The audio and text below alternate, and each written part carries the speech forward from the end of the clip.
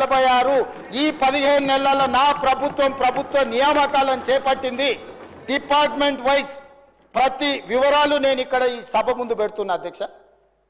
ఈ దేశంలోనే స్వతంత్రం వచ్చినప్పటి నుంచి ఏ ప్రభుత్వం కూడా including Congress governments Narendra Modi గారు ప్రాతినిధ్యం వహిస్తున్న గుజరాత్లో రైతులకు ఇన్ని వేల కోట్ల రుణమాఫీ జరగలేదు, రైతులకు రైతు బంధు ఇవ్వలేదు, రైతులకు ఉచిత కరెంటు ఇవ్వలేదు, రైతులు పండించిన పంటకు బోనస్ ఇవ్వలేదు, రాష్ట్రంలో ఉన్న అప్పులను వాళ్ళు చేసిన అప్పులన్నిటికీ మళ్ళీ అప్పులు చేసి తిరిగి చెల్లించి 1,52,000 కోట్ల రూపాయలు తిరిగి చెల్లించి ప్రతి నెల 1వ తారీఖు నాడు ప్రభుత్వ ఉద్యోగులకు 1వ తారీఖు నాడు జీతాలు ఇస్తున్నాం. మీరు ఉన్నప్పుడు నెలాఖరు వరకు కూడా ప్రభుత్వ ఉద్యోగులకు కూడా విడతల వారీగా జీతభత్యాలు ఇచ్చిన మీరు ఇవాళ మమ్మల్ని తప్పు పట్టేది.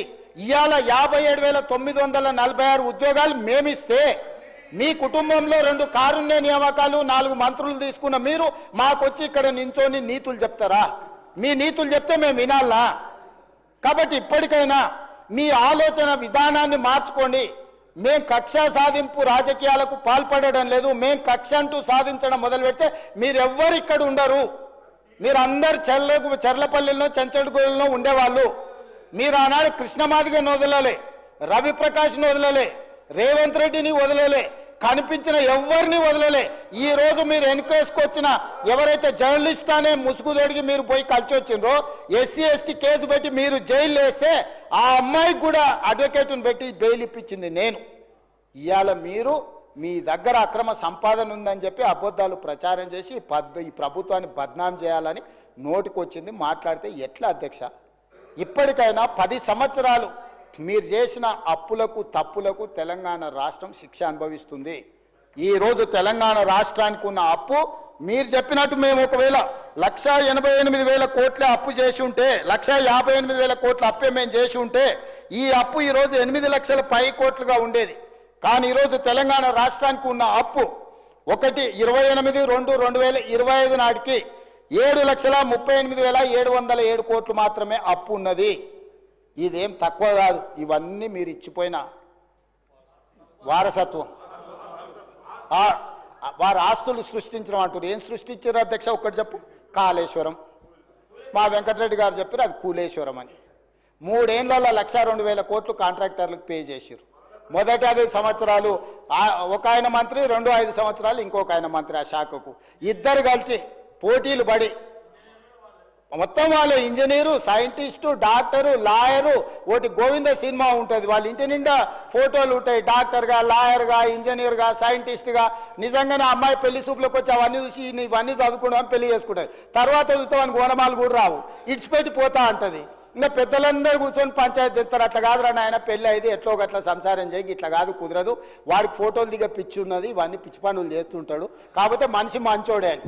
ఇవాళ డాక్టర్లు, లాయర్లు, ఇంజనీర్లు 80,000 పుస్తకాలు అన్నీ మీరే చదివినాం అని చెప్పి కడితే అది కుప్ప కూలిపోయింది.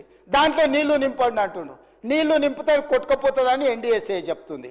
నీళ్లు నింపి కొట్టుకపోతే చూసినావా కాంగ్రెస్ వాళ్ళు మేము కడితే కూలింది ఇప్పుడు వీళ్ళు కొట్టుకపోయేటట్టు చేసిరని మమ్మల్ని బద్నాం చేయాలని కంకణం కట్టుకొని తిరుగుతారు.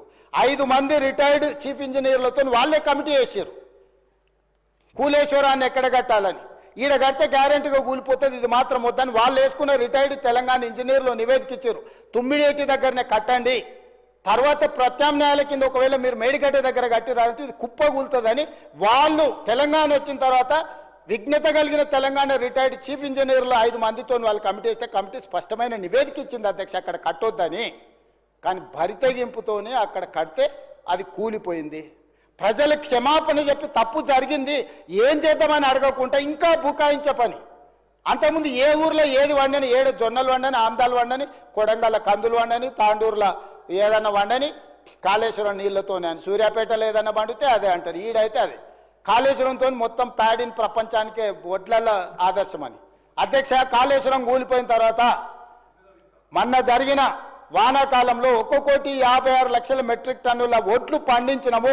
అది శ్రీరామ్ సాగరు, శ్రీపాదర, ఎల్లంపల్లి, శ్రీశైలము, నాగార్జున సాగరు, జూరాల, భీమా, కల్వకుర్తి, నెట్టంపాడు, కోయిల్ సాగరు, మంజిరా, అదేవిధంగా ఇక్కడ ఉండే ప్రాజెక్టులు అన్నీ ఆనాడు కాంగ్రెస్ పార్టీ లేకపోతే నిజాం సర్కార్ కట్టిన ప్రాజెక్టుల కింద 1,56,00,000 మెట్రిక్ టన్నుల వడ్లు మనం పండిస్తే ఈ గొప్పతనం అంతా తీసుకెళ్లి ఫామ్ హౌస్లో వండుకున్న వాళ్ళు వాళ్ళ ఖాతాలు రాసుకుంటారు అధ్యక్ష. ఎట్లా అధ్యక్ష? అబద్ధాలకు కూడా అర్థం ఉండాలి కదా అధ్యక్ష. అబద్ధాల పోటీ పెడితే వాళ్ళే 1, 2, 3, 4 1 నుంచి 100 వరకు అవార్డులని వాళ్ళే కొట్టేసేటట్టున్నారు అధ్యక్ష. ఎట్లా అధ్యక్ష ఇది? అందుకే నేను ఈరోజు చెప్తున్నా అధ్యక్ష, ఇట్లాంటి అబద్ధాల పునాదుల మీద మళ్ళీ మీరు గెలవరు. ఇట్లాంటి అబద్ధాలు మీరు మానకపోతే పార్లమెంట్లో గుండుసున్నిచ్చిర్రు. తర్వాత ఎన్నికల్లో అభ్యర్థులు పెట్టుకోలేని పరిస్థితి వచ్చింది, పోటీ చేయలేని పరిస్థితి ఉంది. పార్టీ కుప్పగూలినాక కూడా ఇంకా అర్థం చేసుకోకుండా ఇంకా శిథిలాలలోనే ఎత్తుక్కోవాలని మా తాతలు నేతులు తాగినరు, మా మూతుల వాసన చూతురాండని ఈ గొప్పలేని అధ్యక్ష. పొంకనాల పోసిగానికంటే 3 ఎడ్లుంటే 36 దొడ్లు ఉన్నాయని చెప్పిండు అంటే వెనకటికి. ఇట్లనే ఉన్నది అధ్యక్ష వీళ్ళు చెప్పుకునేది. ఏందుంది మీ దగ్గర? ఏందుంది? అన్ని పోయినాయి. ఏం మిగల్లా? మీరు తెలంగాణకు ఏం మిగిల్చలేదు, మీ దగ్గర కూడా ఏం మిగల్లా. ఇప్పటికైనా మర్యాదగా నన్ను ఉండడం నేర్చుకోండి. మర్యాదగా ఉంటేనే ఏమన్నా ఉపయోగం ఉంటుంది. ఆ రోజు న్యూయార్క్లో అక్కడెక్కడో దీన్ని కాళేశ్వరం గురించి అడ్వర్టైజ్మెంట్ ఇచ్చారు. ప్రపంచంలో 8వ వింత అన్నారు. ఏమైంది అధ్యక్ష? వింత 3 ఏళ్లలో కుప్పగూలింది. ఇప్పటికైనా నా రిక్వెస్ట్ ఒక్కటే, వయసు ఉన్నది సరే, మీరిద్దరు ఆడ ఆశ పడుతున్నారు. పెద్ద మనిషి వదిలేటట్టు లేడు. మేమందరం కూడా పెద్ద మనిషి ఉంటేనే బాగుంటుంది, ఇలా చేతికిస్తే ఏం చేస్తారో తాడు బొంగరం లేకుండా అని తెలంగాణ సమాజానికి ఒక భయం ఉంది. వాళ్ళిద్దరు పోటీ తెలంగాణ ప్రజల సాగుకు వచ్చింది అధ్యక్ష. మీరు చూడండి, ఎప్పుడైనా ఒక ఆయన పొద్దున్నే ట్విట్టర్లో పెడతాడు, 11 గంటలకు ఒక ఆయన ప్రెస్ మీట్ పెడతాడు, 4 గంటలకు ఇంకొక ఆయన పర్యటన ఆడిపోయి ఇద్దంటారు. వీళ్ళందరూ చూసేవరకల్లా సాయంత్రం మేడం గారు అందరిని పిలిపించి సమావేశం పెడుతుంది. ఏం పోటీ ఇది? ఎందుకు పోటీ? అసలైన ఆయన నేను వెనకటికి చెప్పిన అధ్యక్ష, వెనకటికి ఆయన మారుతుండు, ఈయనకి ఇస్తుండని కొంతమంది పాపం తెలియని అమాయకులు అందులో ఉన్న మంత్రులు మా పెద్దసారి పోతున్నాడు, మా చిన్నసారి వస్తున్నాడు భజన సంఘం పెట్టి భజన చేసిరు. నేను రోజు చెప్పిన ఈపులు చింతపండు అవుతాయని పెద్ద మనిషి వచ్చి చెప్తాడని. సరిగ్గా నేను చెప్పిన నెలకే వచ్చి చెప్పిండు, ఎవర్రా వాడు అన్నాడు, ఈపు చింతపండు అవుతుంది ఇంకోసారి మాట్లాడతాను. ఆయన మంచిగా ఉన్నాడు, ఆయనకి ఏం ప్రాబ్లం లేదు, వీళ్ళు ఆశపడ్డ ప్రయోజనం లేదు. ఆయన బాగుండాలి, 100 ఏళ్ళు ఆరోగ్యంగా ఉండాలి, ఆయన ప్రతిపక్షంలో ఉండే ఆయన అనుభవాలతో మాకు సలహాలు ఇవ్వాలి. వాళ్ళిద్దరు ఆశపడి పోటీ పడి పెద్ద మనిషికి ఏమైనా ప్రమాదం తెచ్చేటట్టున్నారు అధ్యక్ష. మీరన్నా వేదిక మీద నుంచి ఆ పోలీసు వాళ్ళకు కొంచెం ఆదేశాలు ఇచ్చి వీళ్ళకు కూడా ఏదైనా జ్ఞానోదయం కలిగేటట్టు ఏదైనా 4 మంచి